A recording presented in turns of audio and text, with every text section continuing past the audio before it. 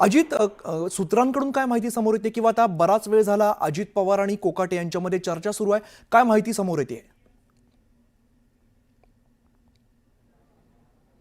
अमित, आपण जर पाहिलं तर हा 6वा मजला आहे. उपमुख्यमंत्री अजित पवार यांचा हे दालन आहे आणि या दालनाच्या बाहेर जी गर्दी आहे, गर्दी पाहूनच लक्षात येईल की इथलं वातावरण किती तापलेलं आहे.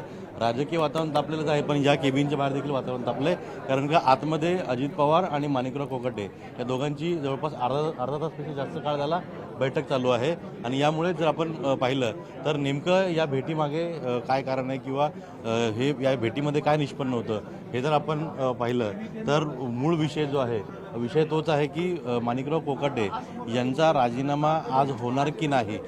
कारण का ज्या पद्धतीनं माणिकराव कोकाटे यांच्यावरती सुरुवातीला आरोप झाले आणि त्यानंतर विधानभवनामध्ये रमी खेळण्याचा जो प्रकार झाला, या सगळ्या म्हणजे विरोधकांनी जे त्यांना टार्गेट केलेलं आहे आणि त्याच पद्धतीनं वारंवार जे आहे ते माणिकराव कोकाटे यांच्या बाबतीमध्ये अनेक काही घटना घडत आहेत. ते स्वतः काही वक्तव्य करतात. या सगळ्या पार्श्वभूमीवरती कालच म्हणजे दोन दिवसांपूर्वीच अजित पवार यांनी पुण्यामध्ये आपली भूमिका स्पष्ट केली होती. त्यांनी स्पष्टपणे म्हटलं होतं की जे काय निर्णय तो मंगळवारी घेतला जाईल किंवा त्या बाबतीमध्ये निर्णय जो आहे तो मुख्यमंत्री घेतील. आणि त्या दृष्टीने माणिकराव कोकाटे ही अजित पवारांची केबिन आहे. आपण जर पाहिलं तर फक्त त्या या केबिनमध्ये जर पाहिलं तर साधारणपणे अर्धा तास जास्त काळ चर्चा झाली. प्रणालीने सांगितलं तसं नाशिकची काही लोकं आहेत ती इथं आली होती.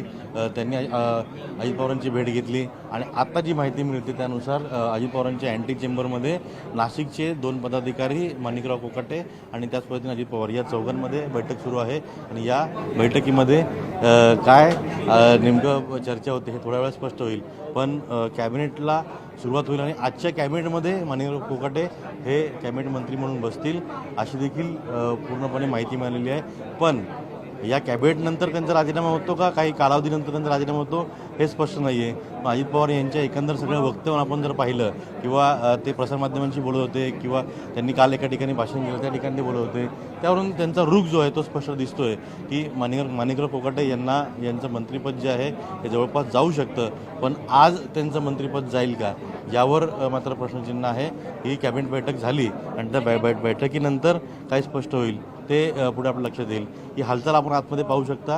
ही अजित पवार यांचं जे मुख्य दालन आहे त्या दालनामध्ये आहे आणि तिथून जे त्यांचं जे मुख्य कार्यालय आहे त्या कार्यालयातून सगळ्यांना बाहेर काढलं गेलेलं आहे.